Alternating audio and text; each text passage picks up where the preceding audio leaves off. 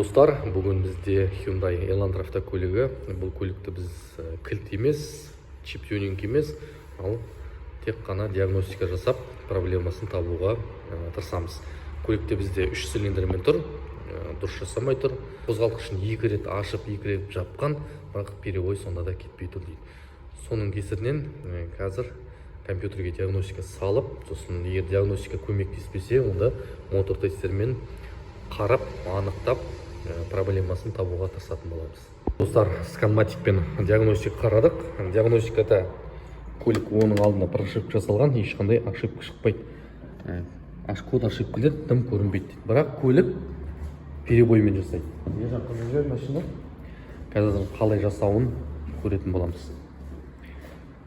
Бұл негізінде дұрыс емес, кейде ошибка жасағанда ошибкаларын өшіріп тастау ол болмайды негізінде жасауға.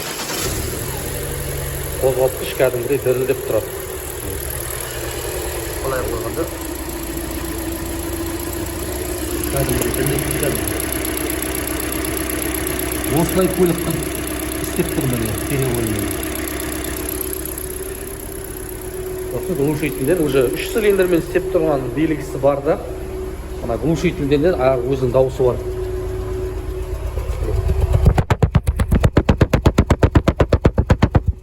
Троение болған кезде 3 цилиндрмен осылай тікірлеп істейтін болады.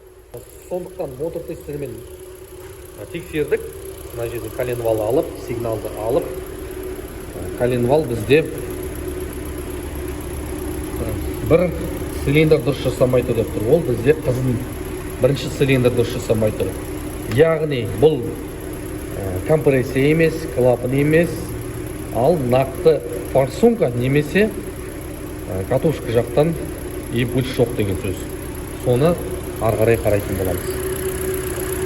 Ендеше форсунканы тексереміз. Форсункада импульс бар ма, жоқ па, соны қараймыз. Бірінші цилиндр. Бірінші цилиндрде форсункаға импульс бар ма, әдемі істеп тұр. Енді екінші цилиндр қараймыз. Екінші цилиндрде әдемі міне. Мынау істегеннің белгісі. Алып тастасам, міне көрінбейді. Енді үшінші цилиндрді қарайым. Үшінші цилиндрде жасап тұр. Енді төртінші цилиндр. Төртінші цилиндрде жасап тұр. Біресен алып тастадық. Енді алғаны бірінші цилиндрдің катушкасын қарау керек бар. 4 катушкасын. Енді міне катушка тексереміз. 4 катушканы 4-тен бастаймыз. 4-ке бейт тартадым. Міне катушка жасап тұр. Әдемі, міне көрдіңіз бе?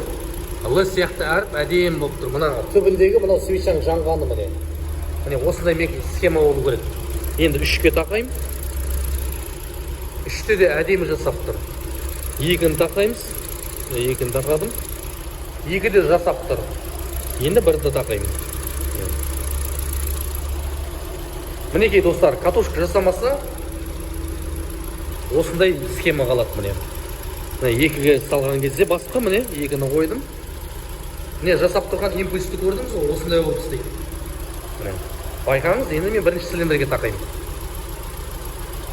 Міне. Демек, проблема бізде катушка жасамайды. Есіне катушка алдыртатын боламыз бұйырса. Осылай міне достар, машинаның ауыруын осылай тапқан болатынымыз. Бізде бұл Hyundai Elantra. Осы бір цилиндр жасамағанның кесірінен 2 кезек моторын ашып, клапандарын қаратқан, дым шықпаған. Негізінде диагностиканы түсіргенде мотор тестермен міндетті түрде бір қарап өту керек. Себебі компьютерный диагностика, қандай планшетпен қарап, сосын компьютермен қарап, ол көбінесе дұрыс айтпайды. Егер прошивка жасалынса көлік дұрыс айтпайды. Сол себептен диагностика жасаған кезде мотор тестер міндетті түрде сұрап талап етің, мотор тестермен тексере аласың ба деп. Көп машина прошивка жасалған кезде ошибкалар көрсетпейді. Жаңа көрсеттім ғой, ошибка көрсетпей тұр деп. Сондықтан сондай проблема бізде табылған болатын. Осылай міне диагностиканы Hyundai Elantraға жасап ауру тапқан болатынбыз. Енді есіне катушка алдыртатын боламыз. Себебі менде тек қана бірде 6-нікі қалып қойды. 1.8-кі бітіп қалды. Алдағы уақытта 1.8-кі де келетін болады. Сосын кілт, свеча, катушка барлығы өзінен болып, ауру табылған жағдайда барлығын осы жерден ешқайда кетпей, басқа жерге жібермей, осы жерден бітіріп беруге тырысатын боламын алдағы уақытта. Сондықтан хабарласыңдар. Егер осындай нәйіс перебой болса, көбісіңізде араб мәшін болса, арабтарда диагностика дұрыс түспейді. Арабтар болсын, жапон болсын, қытай, қазақ, өзбек болса да бәрінде диагностикамен проблемасын табуға біз тырысамыз. Хабарласыңдар достар.